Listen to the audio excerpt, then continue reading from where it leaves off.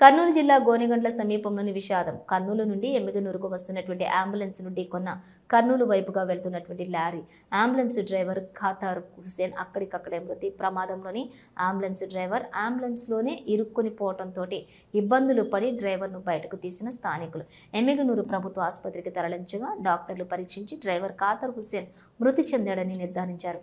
ఘటనపై గోనెగండ్ల పోలీసులు కేసు నమోదు చేసుకుని దర్యాప్తు చేపట్టారు.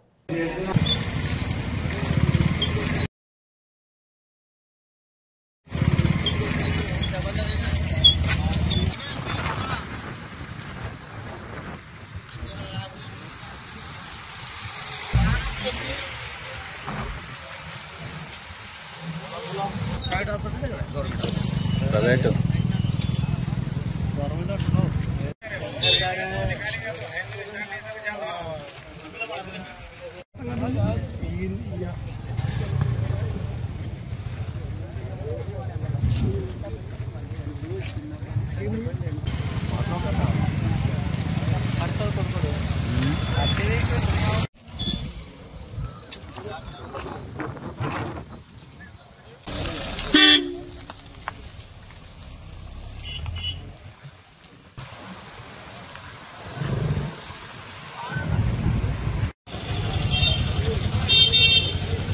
హలో, నంద్యాల న్యూస్ 10 మీ చుట్టూ జరిగే సంఘటనల్ని మా దృష్టికి తీసుకురావాలి అనుకుంటున్నారా? అయితే ఇంకా ఆలస్యం ఎందుకు? మా వాట్సాప్ నెంబర్ 9849700865కి సమాచారాన్ని ఎప్పటికప్పుడు పంపించండి.